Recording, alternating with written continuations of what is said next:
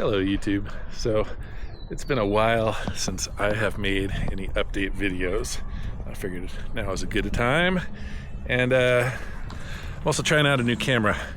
For the longest time I've been shooting my videos mostly just using my iPhone, and the quality kind of suffers for it. So I just got my Insta360 Ace Pro camera with a awkwardly long name.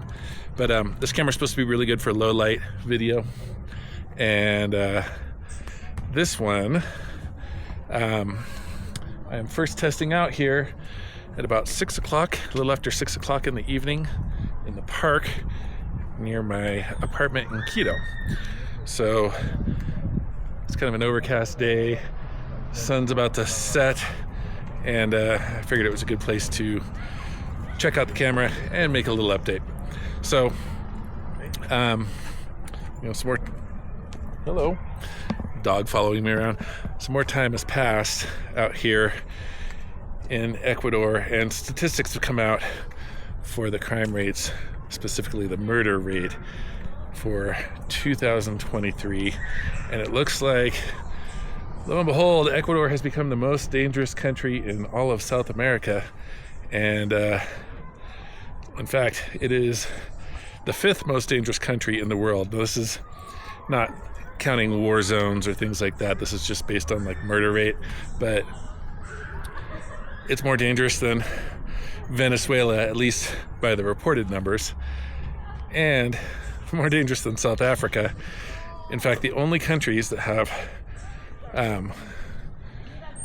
worse statistics right now are a group of 4 little island nations in the Caribbean. Four places that, like Ecuador, they're also in the crosshairs, in the path of the smuggling routes. Places like Haiti and Trinidad and Tobago, places like that. So it is. I've seen, some YouTubers recently asking the question, hey, if they were going to do it again, would they choose Ecuador? And I was a little dismayed to see some people saying, oh yeah, that it really isn't that dangerous. And I think they kind of have their head in the sand, getting into a little darker area, a spot I really like here. Check out this little spot. Check out this little watering system. I think that's for, I don't know if that's for the tree or if it's for the dogs that hang out in the park. This tree behind me, changing the topic here, this tree behind me is it's called Nispero in Spanish. What is that? Loquat. That's a loquat tree. It's full of fruit. I've actually taken some seeds off of it to sprout some. This little spot, this little corner, has some really cool plants. I want to get some of these for the farm. Check those out. So, as I was saying, back to Ecuador and the crime rate. So, I don't think if I were considering becoming an expat and looking at where right now, I don't think I would choose Ecuador. And I say that as one of those expats that's really heavily invested in real estate there. I've got every reason to try to talk up the country. It definitely hurts my soul to say it, but Ecuador's in bad shape right now. And kind of as I suspected, it's might have to get worse before it gets better. Now, yes, it's true, and you'll hear expats say this. Most of the crime is cartel on cartel crime, but not all of it. And when things get this bad, it starts to spill over into home invasions and carjackings. And, just in my area, in my neighborhood, out on the farm, there's been some burglaries, home invasions, some attacks on businesses. And this is an area that was one of the safest I've ever seen in Ecuador, a kind of place where people will leave their cars on the street overnight, stuff like that. And here, when I'm in Quito at the apartment here, we've also felt really safe here. This little park, this area is, it's got a guard overnight, and we had some police activity here was it yesterday? Yeah, last night. I think we had police activity here. I don't really know the details. I don't know what it was about. It could have been something completely separate from the sort of crime I'm talking about. It might have been a domestic issue or something. But the point is,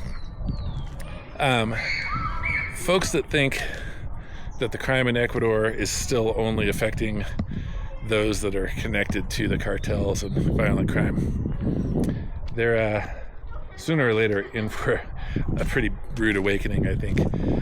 I don't agree with that. And in the time that I've been here, I had one Facebook friend that I'd been talking back and forth with about trading seeds and plants and things like that.